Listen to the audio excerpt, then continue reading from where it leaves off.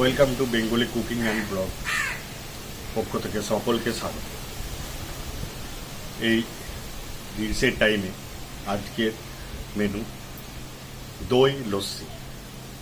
তো দই লস্যি কীভাবে বানাবো চলুন দেখে নিয়ে যাক।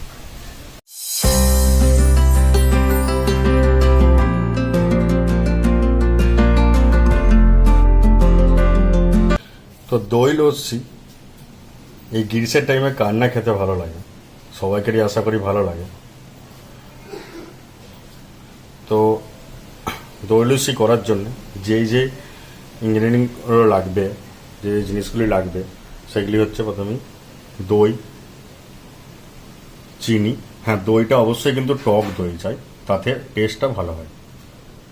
কাজু বাদাম, কাঠবাদাম, আলমন্ড, কিশমিশ, আর এটা শুকনো নারকেলের গুঁড়ো।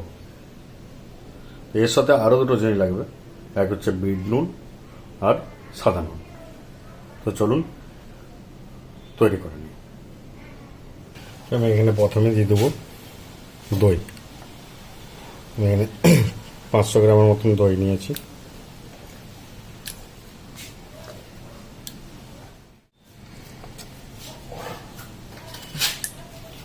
দই দিয়ে দিলাম, যে যেরকম মিষ্টি খাবেন সেরকম পরিমাণ মতো চিনি।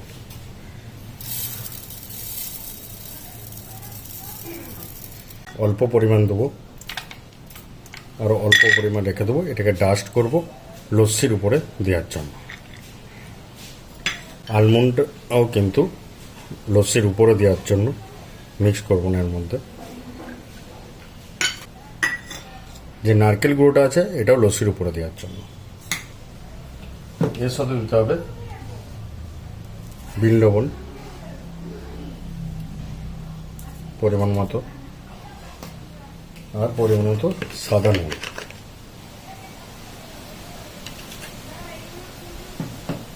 চলুন ভালো করে মিক্স করে নিই।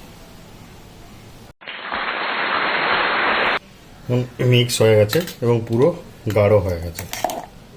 আমি এটা পুরোপুরি ভালোভাবে মিক্স করে নিই, একবার শুধু মিক্সারে ঘুরিয়েছি। এরপর আমি এর মধ্যে যেটা অ্যাড করব সেটি হচ্ছে পরিমাণে বাড়াবার জন্য, মানে এত মোটা তো লস্যিটা ঠিকঠাক লাগবে না, তো তার জন্য আমি অনেকে এখানে জল ইউজ করে, তো আমি এখানে এর মধ্যে দুধ ইউজ করব, তাতে টেস্টটা ঠিকঠাক থাকে।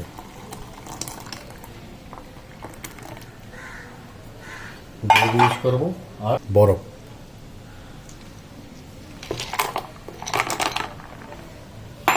এরপর আমি একদম ফুল মিক্স করে দেবো। পুরোপুরি মিক্স হয়ে গেছে, তবুও কতটা গাঢ় রয়েছে দেখুন। এরপর কিন্তু অবশ্যই ছোটো চামচ দিয়ে টেস্ট করে নেবেন, কারণ নুন আর চিনির মিক্সনটা ঠিকঠাক আছে। আমারটা একদম ঠিকঠাক আছে। তো এরপর আমি ওই আলমন্ডটা আর কাজুটা হালকা হালকা পরিমাণ গুঁড়ো করবো, মানে ফুল নয়, অল্প। লস্যির উপরে দেওয়ার জন্য আলমন্ড আর কাজু বাদাম মিক্স হয়ে গেছে। চলুন আমাদের দই লস্যি রেডি। সার্ভ করার জন্য গ্লাসে ঢেলে নিই।